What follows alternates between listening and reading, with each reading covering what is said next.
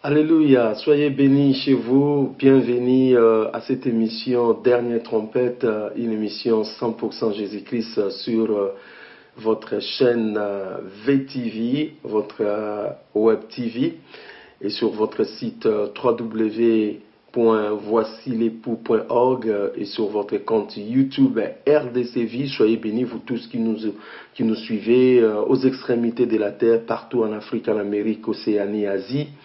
Amérique, nous vous bénissons au nom de notre Seigneur et Sauveur Jésus-Christ.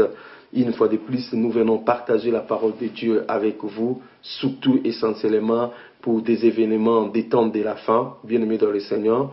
Sincèrement, le Seigneur est en train de faire bouillonner dans mon cœur la pensée de vous rappeler toujours que nous sommes arrivés à la fin et que très bientôt l'époux arrive. Amen. Voilà. Que Dieu soit béni, soyez bénis. Aujourd'hui, nous allons partager avec vous sur les trois horloges. Donc, les horloges sont des instruments que nous mettons dans nos maisons, partout. Une horloge, c'est un instrument pour mesurer les temps, c'est-à-dire pour nous aider à avoir la connaissance du temps. Et dans ce sens-là, donc nous aussi, nous voulons utiliser les horloges, mais qui ne sont pas les horloges que nous avons souvent à la maison. Ce sont des horloges que le Seigneur a mis de façon naturelle, de façon exprès, pour nous donner la connaissance par rapport à son retour, par rapport à sa venue, par rapport à bien des événements qui vont toucher bientôt le monde. Bien-aimés dans le Seigneur, soyez bénis. Vous savez qu'il y a trois horloges que le Seigneur a mis en place pour nous aider. La première horloge c'est Israël. La deuxième horloge, c'est le nation. Et la troisième horloge, c'est l'Église. Donc, nous allons essayer de partager avec vous par rapport à ces trois horloges pour voir est-ce que toutes ces horloges nous indiquent tel que nous sommes arrivés à la fin. Est-ce que toutes ces horloges nous disent-ils tel que nous sommes arrivés au milieu de la nuit? Parce que par rapport aux paraboles de Matthieu au chapitre 25, où on nous parle des 10 vierges, et la Bible dit, au milieu de la nuit, on cria, voici l'époux, allez-y à sa rencontre. Donc, le Seigneur Jésus, il vient, le cri se fera entendre au milieu de la nuit, c'est-à-dire là où le péché atteindra son paroxysme, là où son péché atteindra son point culminant, c'est à ce moment-là que Jésus-Christ pourra revenir.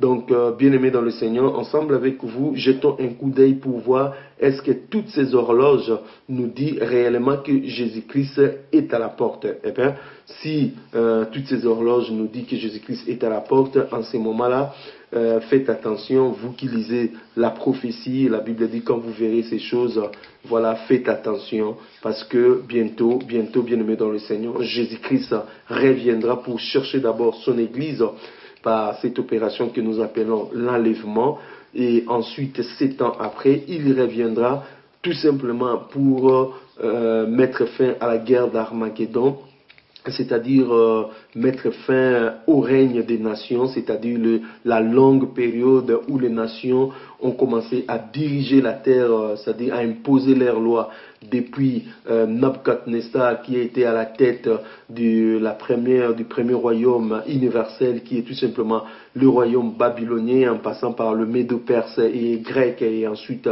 Rome qui a été tout simplement disparu et qui refait surface. Donc cette longue période des nations vont tout simplement prendre fin pour qu'une autre ère puisse commencer et ça sera tout simplement le millénium, une période de 1000 ans où le Seigneur Jésus-Christ, dont il est écrit dans sa cuisse, le roi des rois et le Seigneur des seigneurs, prendra tout simplement possession. Que le nom du Seigneur soit grandement béni pour votre présence et puis pour l'attention que vous accordez à ces partages. Prenez nos Bibles dans Matthieu au chapitre 24. Le Seigneur Jésus nous parle par rapport au temps. Il dit ceci au chapitre 24 de l'évangile selon Matthieu au verset au verset 32, la Bible dit, « Instruisez-vous par une comparaison tirée du figuier. Dès que ses branches deviennent tendres et que les feuilles poussent, vous savez que l'été est proche. De même, quand vous verrez toutes ces choses, sachez que le Fils de l'homme est proche à la porte. Je vous le dis en vérité, cette génération ne passera point que tout cela n'arrive. Le ciel et la terre passeront, mais mes paroles ne passeront point. » Donc, bien aimé dans le Seigneur, la Bible nous dit de faire cette comparaison avec le figuier, parce que quand nous voyons ces branches devenir tendres et ainsi de suite, nous savons que l'été approche. Et il dit de même quand vous verrez ces choses, c'est-à-dire quand vous regarderez dans toutes ces horloges que je suis en train de vous parler et que vous verrez l'accomplissement de tout ce que je vous ai dit en ce moment-là, sachez-le que l'arrivée du Messie est proche, il ne tardera plus à venir. Donc voilà les 3 horloges que nous avons. Nous commençons d'abord par Israël. Qu'est-ce que Israël nous donne comme les indications par rapport au retour du Messie? Alors dans Lévitique au chapitre 26, 13 à 33, le Seigneur donne le commandement et puis il dit aux enfants d'Israël, si vous ne m'obéissez pas, si vous vous livrez à des péchés comme les nations y font tout autour, si vous faites tout ce qui est mal, si vous ne voulez pas vous repentir de vos mauvaises voies, alors je vous disperserai parmi les nations de la terre et vous irez en captivité, en exil, ainsi de suite. Et la parole de Lévitique au chapitre 26 s'est accomplie parce que Israël a multiplié péché après péché, Israël a multiplié mal après mal, Israël a offensé Dieu au point où ils étaient arrivés au point de non-retour. Donc le Seigneur n'avait plus d'autre choix si ce n'est à les livrer aux nations. Voilà, les nations sont venues à partir du roi babylonien qui est le premier roi de l'Empire universel Babylone. Donc il est venu, il a détruit ce qu'il pouvait détruire et il a amené des gens en captivité, et c'est là les coups d'envoi des nations, cette règne qui continue jusqu'aujourd'hui et cette règne qui terminera justement dans la guerre d'Armageddon, c'est-à-dire à la fin des 7e année du règne de l'Antichrist. Le Seigneur Jésus-Christ descendra avec ses myriades, avec ses saints, pour mettre fin à la barbarie des nations, à la terreur qu'ils ont sémée. Voilà. Donc, les enfants d'Israël devaient partir en captivité, mais le Seigneur dit que à la fin des temps, c'est-à-dire avant son retour, il va restaurer les choses telles que les choses ont été. Alors la première restauration, le Seigneur a commencé à donner des nombreuses prophéties, liées au retour des enfants d'Israël dans leur terre.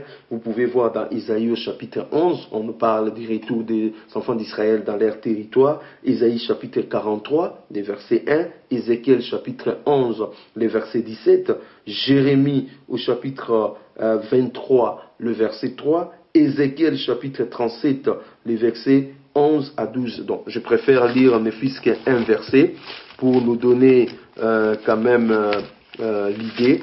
Donc, le retour des enfants d'Israël dans leur territoire est un signe majeur qui nous atteste que nous sommes bel et bien arrivés à la fin des temps. Nous prenons Ézéchiel au chapitre 37, le verset 11. Il me dit, fils de l'homme, ces os, c'est toute la maison d'Israël. Voici, ils disent, nos os sont desséchés, notre espérance est détruite, nous sommes perdus. Prophétise donc et dis-leur, ainsi parle le Seigneur, l'Éternel. Voici, j'ouvrirai vos sépulcres, je vous ferai sortir de vos sépulcres, ô mon peuple, et vous ramènerez dans le pays d'Israël. Et vous saurez que je suis l'Éternel lorsque j'ouvrirai vos sépulcres et que je vous ferai sortir de vos sépulcres, ô mon peuple. Je mettrai mon esprit en vous et vous vivez et je vous rétablirai dans votre pays et vous saurez que moi l'Éternel j'ai parlé et agi, dit l'Éternel. Donc des sépulcres sont des nations auxquelles ils sont allés s'enterrer et le Seigneur dit ici par cette prophétie qu'il vous ouvrira la porte à ces nations, afin que les enfants d'Israël sortent de toutes ces nations et retournent dans leur territoire. Donc, aujourd'hui, cette prophétie biblique s'est accomplie littéralement.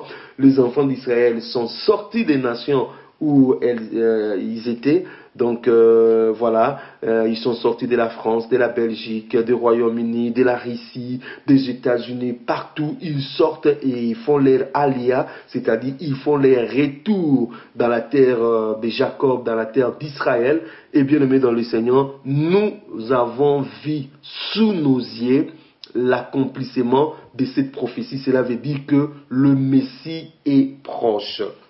Deuxièmement, c'est la création de l'État d'Israël en un jour. Oh, bien aimé dans le Seigneur, Ésaïe l'a bien prophétisé dans son chapitre 66. Ésaïe a bien dit, c'est là, le verset 8-9, la Bible dit: avant d'éprouver les douleurs, elle a enfanté. Avant les souffrances lui viennent, elle a donné naissance à un fils. Qui a jamais entendu pareille chose? Qui a jamais vu rien de semblable? Un pays peut-il naître en un jour? Une nation peut-elle enfanter d'un seul coup? À peine en travail, Sion a enfanté ses fils. Ouvrirai-je les seins maternels pour ne pas laisser enfanter? Dit l'Éternel. Moi qui fais naître, empêcherai-je d'enfanter? Dit ton Dieu. Donc, voilà, à un jour, une nation est née, et c'était justement le 14 mai 1948, bien aimé, cette prophétie s'est littéralement encore accomplie. Donc voilà les horloges que nous avons, les horloges qui nous aident à discerner les temps. Comment ça nous indique que, bien aimé, nous sommes arrivés à la fin. Donc le prophétie par rapport au retour de Jésus-Christ, ça s'est accompli, vous voyez. Donc les Juifs sont en train de retourner. Et la nation d'Israël est tout simplement créée en un jour conformément à la prophétie d'Ésaïe le 14 mai 1948. Et ça nous parle encore un autre signe qui s'est accompli, c'est la restauration du pays d'Israël. La restauration du pays d'Israël passe par plusieurs choses, entre autres le désert réfléchi, dont la terre d'Israël devient de plus en plus fertile et produit, même là où il y avait le désert, là où on ne pouvait pas produire, depuis des temps anciens que les enfants d'Israël ont été en exil. Dès que les enfants d'Israël sont retournés en terre d'Israël, bien-aimés dans le Seigneur, Ésaïe au chapitre 41, le verset 18, nous montre que la terre d'Israël va commencer à réfléchir, et ce que nous sommes en train de voir aujourd'hui, partout où vous allez en Israël, la terre est fertile, la terre est en train de réfléchir. Et la Bible dit encore, toujours dans la restauration d'Israël, le pays sera reboisé. Ça c'est Ésaïe 41, verset 19 à 20. Donc il y aura encore des arbres partout reboisés. Et cette prophétie qui a été donnée longtemps par Ésaïe, voilà, nous le voyons encore s'accomplir une fois de plus. Cela veut dire que nous sommes vraiment à la porte de l'enlèvement, et très bientôt le monde verra le retour de notre Seigneur et Sauveur Jésus-Christ. La Bible dit encore, les villes ravagées seront de nouveau habitées. Ézéchiel 36, le verset 10, Ésaïe 61, le verset 4. Donc, les villes qui ont été désertes autrefois seront habitées. Et vous voyez aujourd'hui, Israël est en train d'être habité partout. Bien aimé dans le Seigneur, voilà, c'est merveilleux que nous soyons une génération témoin de toutes ces choses. Et toutes ces choses nous indiquent tout simplement que le Messie est à la porte, que Jésus est prêt à revenir. On nous parle d'Ésaïe au chapitre 60, le verset 5 à 6, sur l'accroissement des richesses des Israéliens.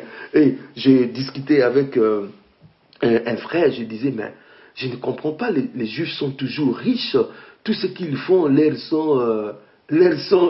récit facilement. Bien aimé, c'est la prophétie biblique, tout simplement parce que il faut que, par rapport à cette prophétie, que Israël devienne de plus en plus, que Israël amasse des richesses, que Israël devienne de plus en plus riche. Et nous le voyons, voilà un État qui est né à peine en 1948, mais aujourd'hui Israël est un pays riche, grandement béni. Donc cela veut dire tout simplement nous sommes dans les accomplissements de la prophétie biblique.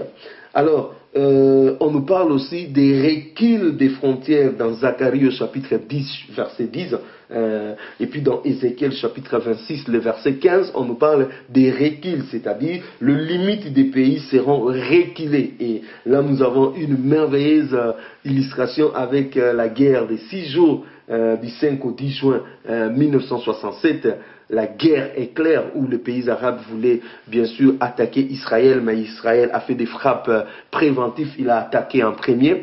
Et bien aimé dans le Seigneur, Israël a reculé les frontières, c'est-à-dire Israël a gagné des frontières à la fin de cette guerre. Israël avait récupéré la Cisjordanie dans Jérusalem-Est.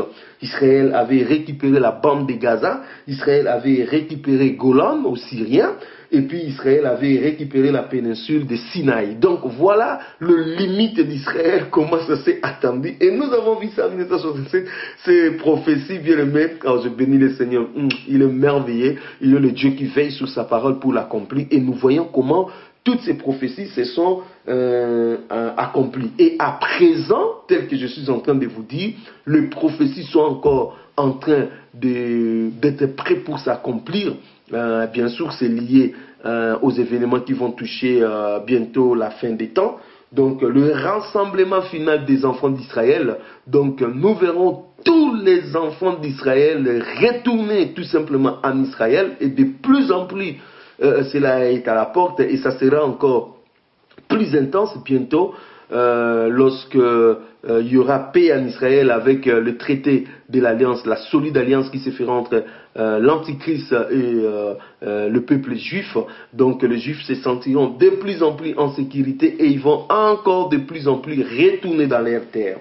Et de plus en plus aussi en Israël, il y a cette croyance au Messie, c'est-à-dire Israël commence réellement à croire qu'il y a un Messie qui viendra. Voilà, un récent sondage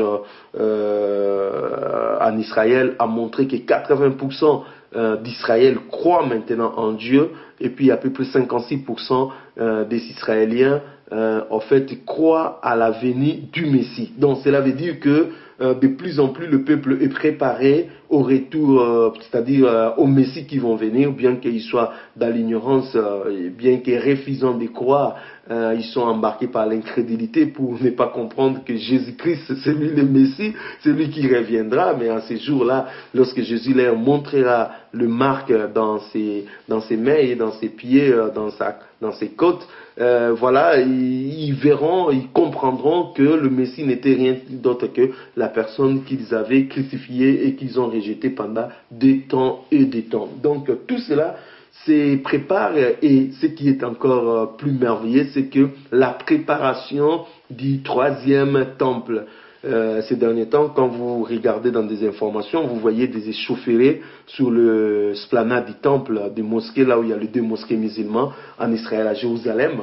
Donc Israël est en train de vouloir tout simplement construire son temple. Au moment où je vous dis, il y a tous les ustensiles du temple qui est déjà prêt. Donc à moins de 2 ans, le temple peut être construit. Voilà, et tous les services sont préparés. Les sacrificateurs, ils ont su choisir selon la lignée d'Aaron. Ils ont su avoir la connaissance de récupérer tous ces sacrificateurs.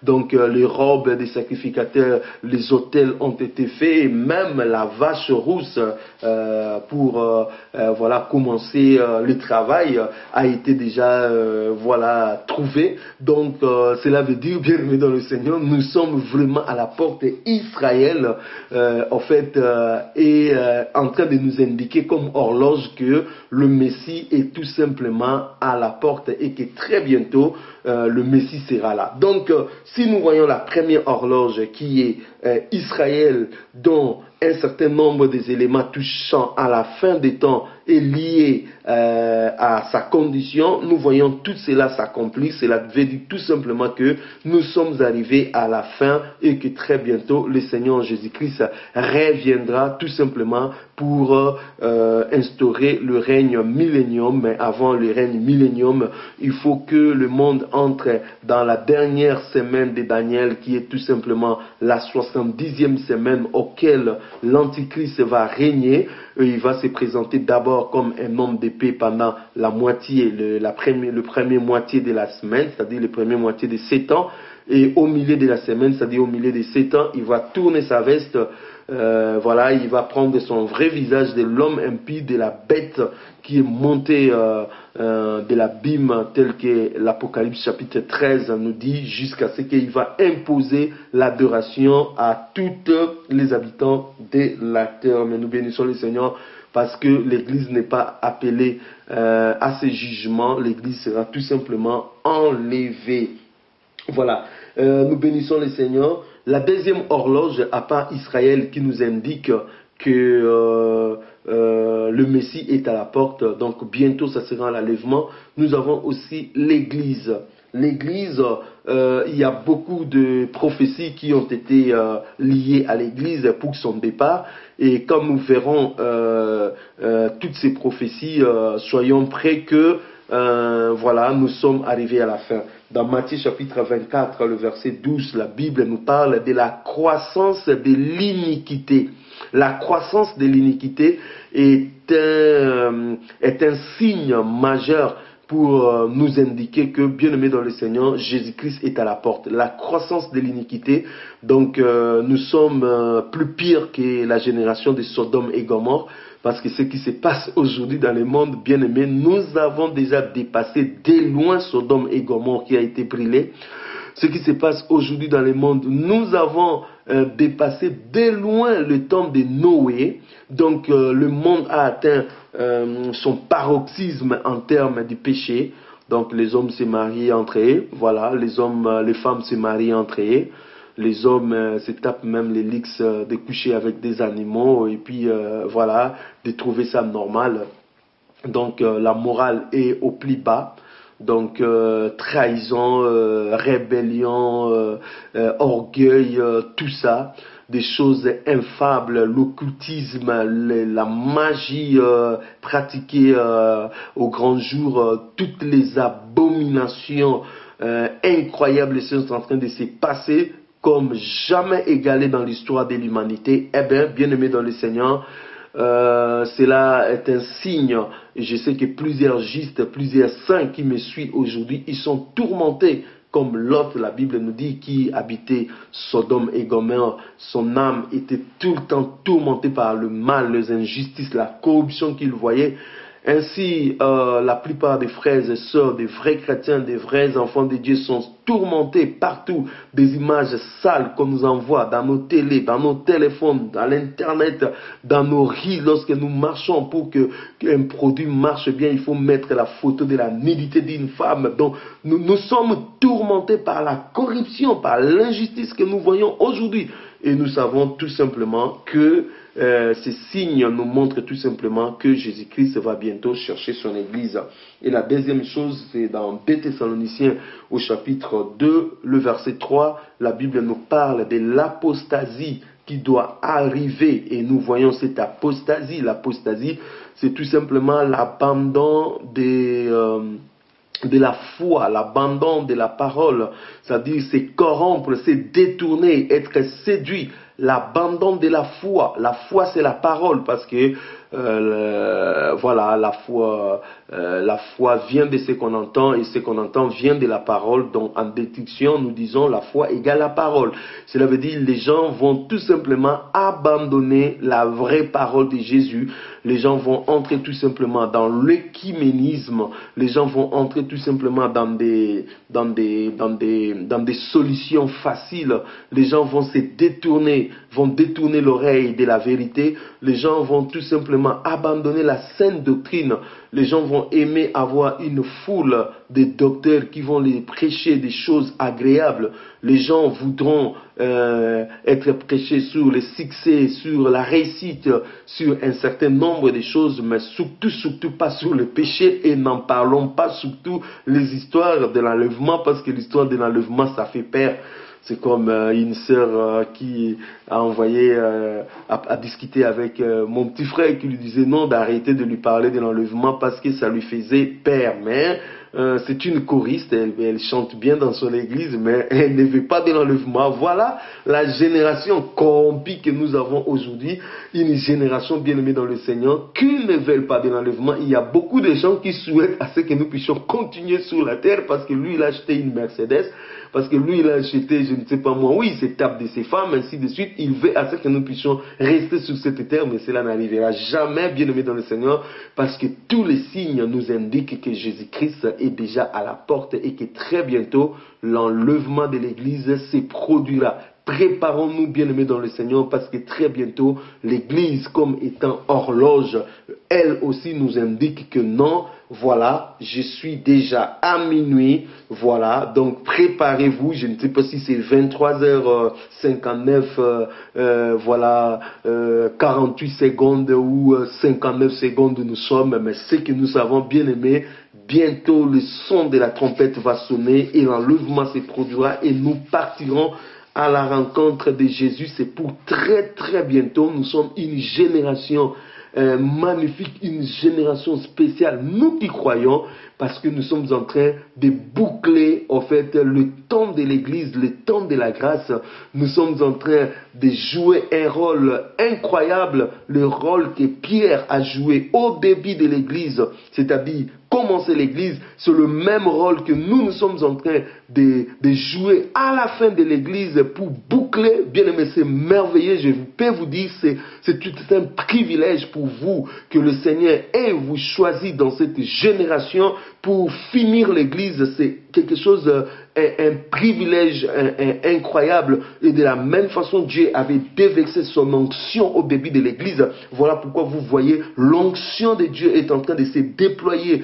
Encore dans notre temps, les gens s'élèvent partout, dans des bis, dans des télés, sur l'internet, dans des rues, partout, pour annoncer. Il y a une onction magnifique qui est en train de saisir des jeunes gens, des femmes, des enfants, des hommes, des petits, des grands. Il y a une onction terrible qui est en train de saisir des gens pour annoncer le retour de Jésus, préparer la femme, préparer l'épouse, pour préparer le peuple, pour réveiller. C'est comme un réveil qui est en train de se déployer, un réveil terrible qui est en train de souffler parmi les nations pour faire sortir ce qui était encore dans des tombes, de leurs tombes, afin qu'ils comprennent que Jésus-Christ est en train de revenir. Donc, la première horloge nous indique que nous sommes à la fin, Israël. La deuxième horloge nous indique que nous sommes à la fin, c'est l'Église.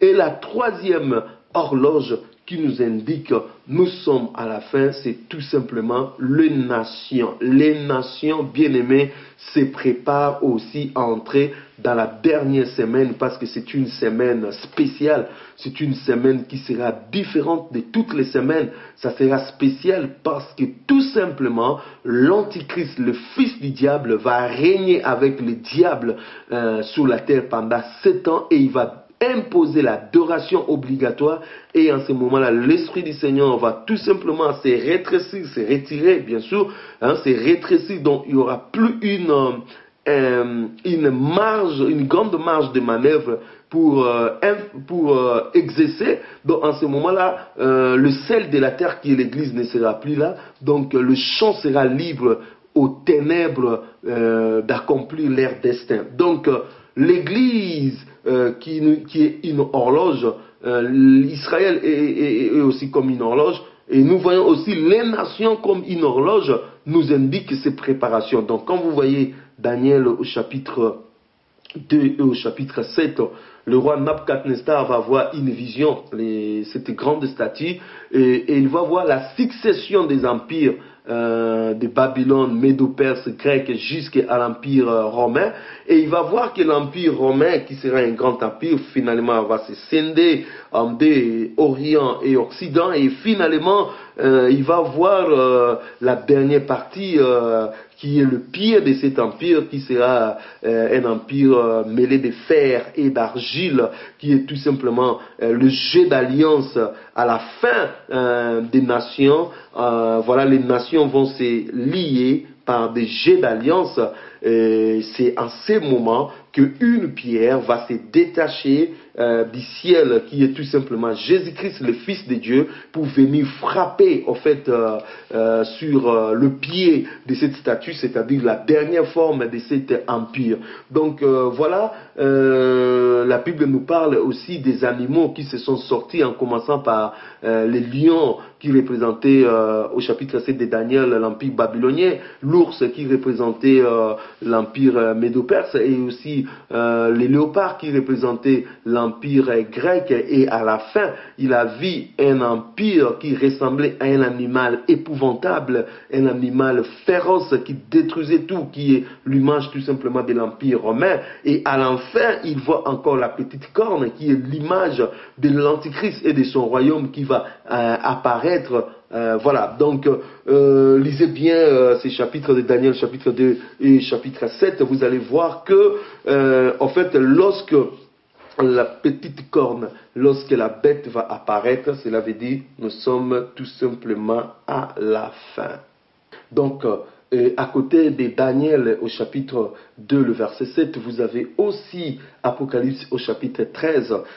Donc la Bible nous montre l'image des deux bêtes qui sont montées. L'une est montée de la mer, qui est tout simplement l'Antichrist, c'est son système qui monte de la mer, de l'abîme. Et puis nous avons l'autre qui est monté de la terre, qui est tout simplement les faux prophètes qui viennent travailler pour l'homme impie. Donc voilà, donc toutes ces choses, nous les voyons s'accomplir. L'empire romain qui avait disparu, bien aimé, est en train de se remettre en place. Donc cet empire romain qui devait nécessairement revenir, parce que la pierre qui se détache au ciel, qui est Jésus-Christ, ne peut venir que frapper le pied, c'est-à-dire le fer et l'argile mêlés, c'est-à-dire cet empire romain qui revient sous forme des alliances. Donc, bien aimé dans le Seigneur, donc c'est une évidence aujourd'hui que les choses sont en train de se remettre, l'empire romain est en train de se remettre en place. Donc vous avez le traité de Rome qui réunit l'Union européenne, qui est tout simplement l'empire romain qui est mis en place. Donc vous voyez aujourd'hui comment l'antichrist est en train de préparer son terrain, comment est-ce que tout est en train de se mettre en place pour attendre cet homme impur, la sécurité mondiale, les systèmes d'identification, l'unification des nations, l'unification des armées, l'unification des monnaies, l'unification de ceci, cela. Tout cela, ce sont des signes qui attestent tout simplement que nous sommes arrivés au moment où les nations veulent donner leur assaut final, c'est-à-dire leur dernier règne, leur dernier temps, ils veulent mettre tout en œuvre pour que cela puisse arriver. Donc les nations sont conscientes et ils se préparent chaque jour par rapport à cela. Donc, bien aimé dans le Seigneur, voilà tout d'un coup les trois horloges que nous avons devant nous qui nous indiquent que nous sommes arrivés à la fin. Bien aimé dans le Seigneur, nous sommes arrivés à la fin. Vous qui croyez que vous avez encore le temps, vous pouvez vivre dans une vie de désordre, vivre sans Dieu, vivre dans une vie qui vous plaît, loin de la grâce, loin de la présence de Dieu, loin du Seigneur, vous êtes en train de commettre une erreur très grave, parce que, bien aimé, le temps n'est plus en notre faveur. Très bientôt, en fait, nous verrons des choses, qui a été écrit par des prophéties, s'accomplir tout simplement, le retour du Seigneur Jésus-Christ. Voilà, les trois horloges nous indiquent que nous sommes à la fin. Je ne sais pas si de plus en plus vous prenez conscience à cela. Là, je dis aux gens, ce n'est pas servir Dieu qui nous intéresse maintenant. Ce qui nous intéresse maintenant, c'est vivre sa paix, sa vie avec le Seigneur. Il y a des sœurs, avant-hier, lorsque j'ai quitté Paris, quelques sœurs m'ont accompagné et ils m'ont dit, frère Blaise, nous aujourd'hui, nous sommes en train de chercher non des couronnes au ciel, mais nous sommes en train de chercher les fils à être d'abord enlevés. Même si nous serons dans les parvis là-bas, il n'y a pas de problème. Mais nous voulons seulement être enlevés. Donc, j'ai ri, j'ai dit, voilà, c'est vraiment merveilleux. Donc, ce que nous devons bien aimer chercher bien-aimés, cherchez pour le moment, c'est tout simplement être enlevé. Préparez-vous en enlèvement. Bien-aimés, de plus en plus les gens s'affichent, les gens des ténèbres s'affichent. Nous étions... je crois au Châtelet, voilà, et il y a les diseurs de Bonaventure qui nous ont accueillis avec une personne que j'étais avec. Donc, nous voulons vous dire pièces d'argent, dire des Bonaventure. Et là, nous avons commencé à les évangéliser. C'était chaud, mes amis. On les a dit que Jésus vous aimait, ils disaient non, nous on ne croit pas en Jésus, mais vous ne croyez pas en Jésus, c'est donc que vous avez reçu, ou non, nous avons reçu Dieu qui nous a donné, mais Dieu, où on les a tellement acquilés au point où ils nous ont dit, écoutez, nous ne croyons pas en Dieu, nous ne croyons pas, et moi je les ai dit, bon, si vous ne croyez pas en Dieu, avec la sœur que nous étions avec, si vous ne croyez pas en Dieu, vous croyez en qui?